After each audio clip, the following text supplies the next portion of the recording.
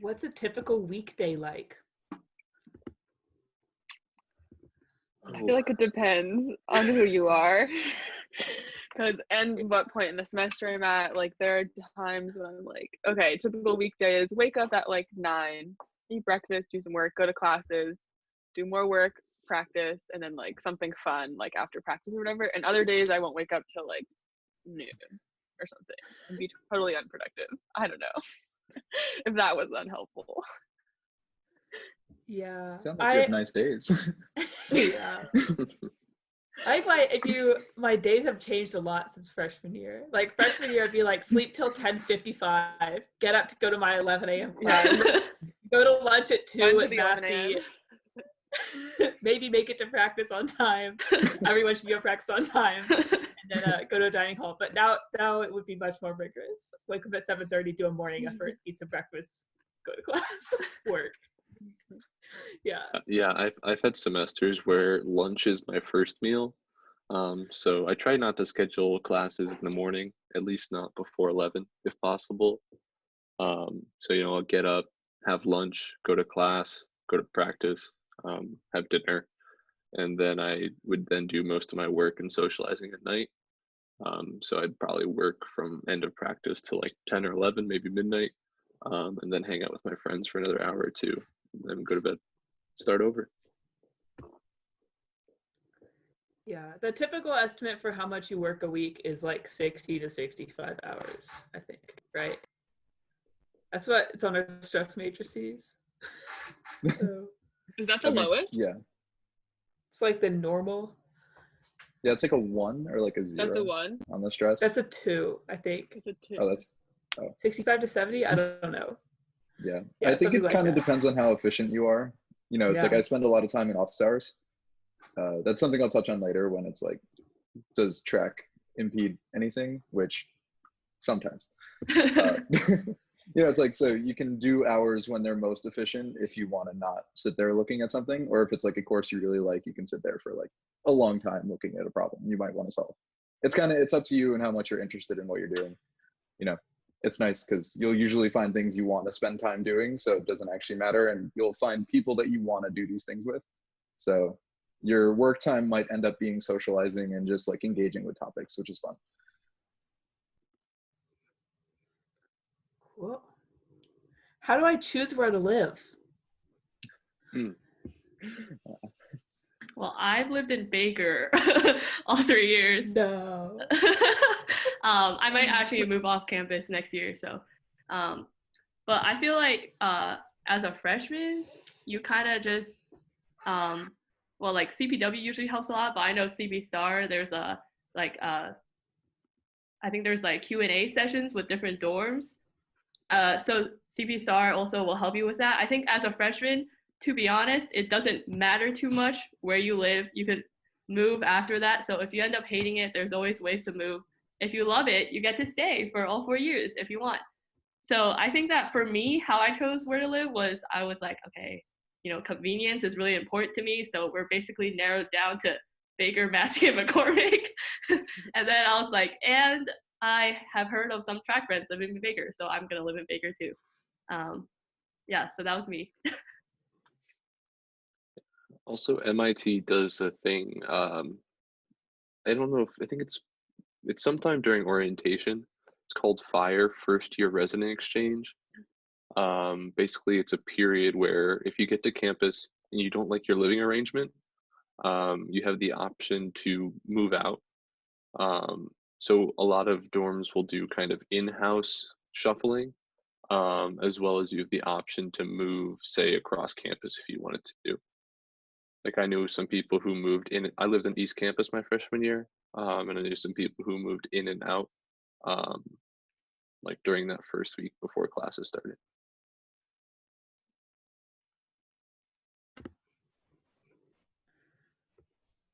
With track and class, do you have time for anything else? Lucy? Yeah, I'll start. So so I am also part of Army ROTC, which is like a pretty big time commitment. But obviously I have survived, so you do have time for other things. I also do dance. Basically, it's kind of like, you have to really manage your priorities. And then, so for me, I like use a Google Calendar to keep track of stuff. And then that really helps me like be able to do all 4 things. Like a lot of people say it's like really hard to do track in school, but it's more like how you feel about it. It's like, oh, I feel like I have some extra time. I want to do dance. It's going to help me relax. Or whereas it's like, if I'm adding dance, it's not going to make me more stressed. Like if that's making me more stressed, then maybe you shouldn't do it. It's kind of like how your personal feeling. I've had really good experiences with the 5 to 7 structure in my day. I feel like classes will end at 5 and just kind of, you'll just have the rest of the day to decide what you want to do. So having a cement track zone in my day has been pretty phenomenal in terms of like time management. Google Calendar is huge. I wish I'd known that earlier. I only started this year. It was great. Just so good. Yeah, I would say the hardest part of adjusting to life at MIT was the amount of freedom you have with your time. And no one's going to stop you from spending your time however you want to. So like finding ways to make your own time productive is critical in every aspect of your life. Yeah.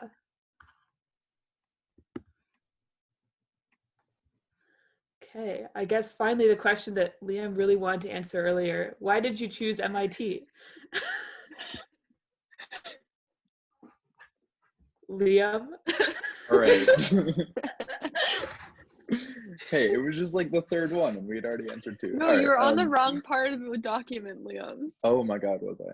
Wait, which one are we on right now? We're on, I'll explain. Just that. kidding. All right, understand. We're answering from a conglomerated page of questions. So, yeah, I was choosing between MIT, Caltech, and like University of Alabama because, normal choices.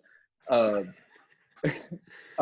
honestly, so the reason we're doing this video is because CPW was really important for a lot of us in terms of getting us to like understand the culture of MIT, like kind of understand what preconceptions we might have had about the school were either right or wrong, and like what people actually exist like. So trying to ask as many people, but that also ties into the point of I chose MIT because I really like the people, the connections, and the availability.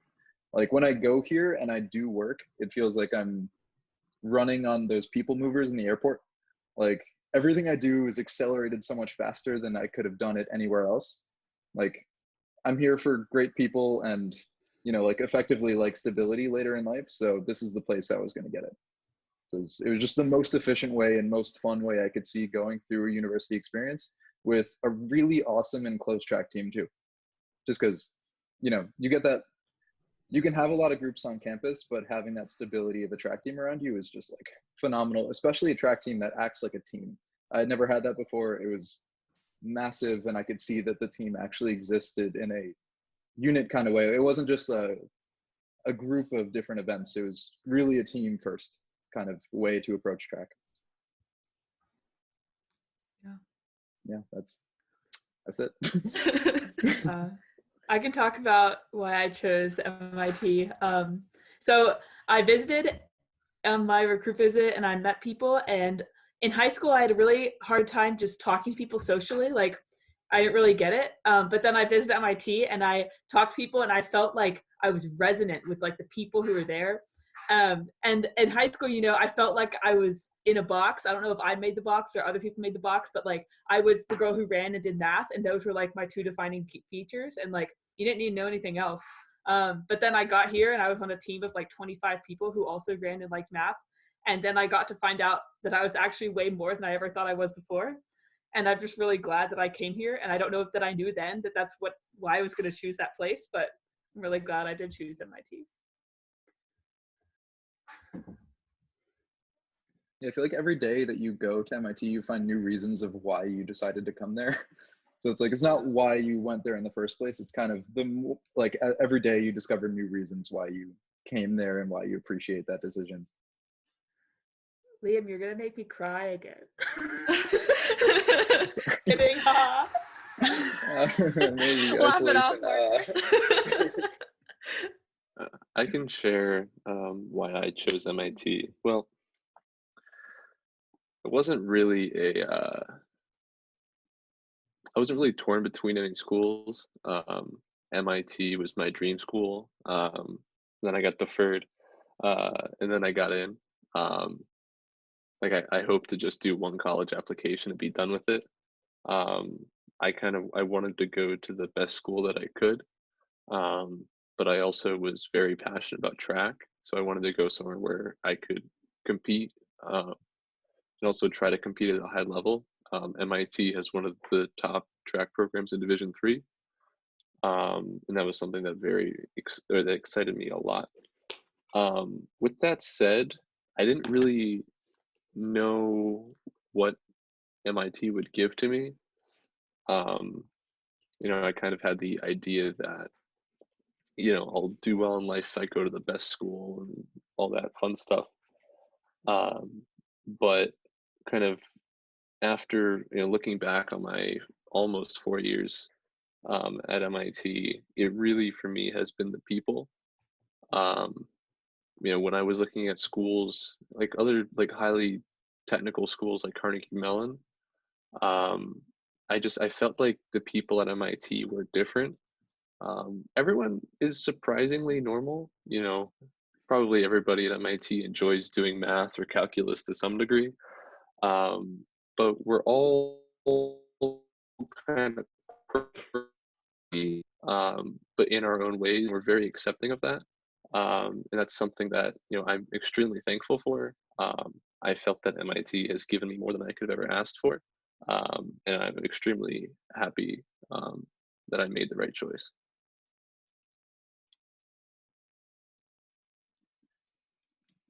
Yeah, I don't really know why I chose MIT. Well, I never I thought about this for a while because I give tours and people always ask the question. I'm just I don't really know. It kind of just happened, but I feel like the longer I'm here, or thinking back, I think I definitely chose MIT in part for the track team, just it being Division III, but a very high Division III team in terms of I knew I wanted to continue doing track, but I also cared a lot about academics and learning things. And so I knew that if I went to MIT, my academics would not be pushed to the back burner. Track would never be prioritized over academics, which is definitely true. And then also there were a lot of opportunities at MIT, a lot of research.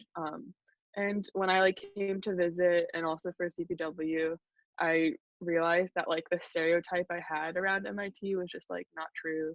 I thought people were gonna be super socially awkward or just not want to do anything fun, but that was really not true. And there's a lot of different type of people here, which is really fun to just meet, hang out with them or not, depending on what you want. But yeah. Yeah, I don't have a cool story. But MIT was my dream school. I applied early and then I got in and then I was like, we're in. Yeah, but just to harp on what everyone else has said, but you choose MIT for the academics, the opportunities, but really when you look back at it, it's really all about the people, including the people on the track team.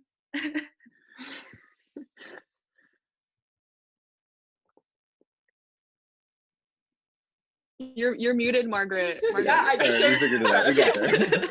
Great. Okay. Well, that's all the questions we had about non-directly related to track things. So thank you for joining us. Maybe you watched us some 2 times speed, but that's okay.